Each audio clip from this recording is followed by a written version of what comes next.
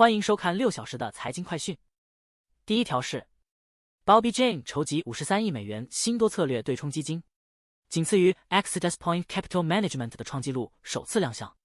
Jane Global 将于7月1日开始交易，投资者包括捐赠基金、基金会、家族办公室、银行财富平台和主权财富基金。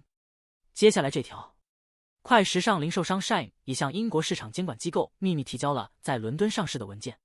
为可能的全球最大首次公开募股之一做准备。此前因供应链问题，其在美国的 IPO 计划受挫。下一条 ，Alnylam 药物成功治疗进行性心脏病，股票飙升。该研究显示，该药物降低了患者死亡和住院率。Alnylam 计划今年晚些时候提交监管审批申请。其他开发治疗方法的公司也受益于这一消息。接下来，美国最高法院将审理2家房地产开发商关于 Dewberry 商标的4300万美元纠纷，探讨法院何时可以判决公司利润作为商标侵权的补救措施。让我们关注，美国今夏预计迎来史上最繁忙的航空暑运季，但航空公司股票近5年暴跌约 40%， 因成本压力增大，利润率大幅缩窄，预算航空公司尤为艰难。低成本航空公司难以维系低成本，而全服务航空公司向经济舱升级服务转型表现较好。下一条，瑞银集团将出售其持有的中信证券中国合资企业的大部分股份给北京国资委旗下的基金，打击了 Citadel 证券借助世界第2大经济体实现扩张的野心。下面这条，华为自美国对其实施制裁后，通过推出鸿蒙操作系统和进军新业务实现惊人复苏。如今，搭载鸿蒙操作系统的智能手机数已超9亿，华为正重新回到行业领先地位。接下来，欧盟监管机构发现苹果违反了数字市场法，禁止软件开发人员告知客户如何绕过 App Store 访问内容。该机构还在调查苹果对欧盟 iOS 应用程序收取核心技术费的做法。接下来这条，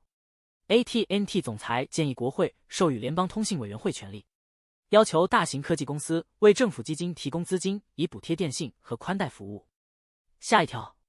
美国上诉法院驳回了针对 Uber 的集体诉讼。该诉讼声称 Uber 的低乘客评级司机解雇政策存在种族歧视。法官认为，原告未提供证据证明 Uber 以高于白人司机的比率解雇非白人司机。接下来这条，人工智能股票热潮带动杠杆 ETF 大量涌入，但近日英伟达股价暴跌后，大量散户面临巨额亏损。此类 ETF 风险高，涨跌幅放大，适合短期持有，但散户需谨慎投资。让我们关注，派拉蒙环球提高流媒体服务订阅费以重塑业务并偿还债务。Paramount 加 With Showtime 计划每月涨价1美元至 12.99 美元。Essential 计划涨价2美元至 7.99 美元。接下来这条，拜登政府宣布一系列经济适用房举措，包括1亿美元基金和扩大联邦融资银行支持，以应对高抵押贷款利率对住房市场造成的冲击。接下来，受 AI 热潮回落影响，英伟达 NVDA 股价周一连续第3天下跌，收盘下跌 6% 以上，至每股 118.1 亿美元，目前市值 2.9 万亿美元，低于微软和苹果的3万亿美元。最后这条是，美国股市周一涨跌互现，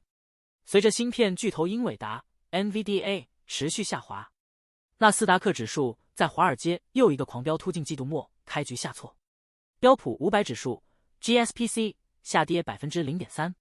而以科技股为主的纳斯达克综合指数 IXIC 下跌超过 1%， 英伟达跌幅超过 6%， 道琼斯工业平均指数 DJI 晋升 0.7%， 上涨超过200点，因投资者转向能源和金融行业。以上是过去6小时的财经快讯，我们6小时后见。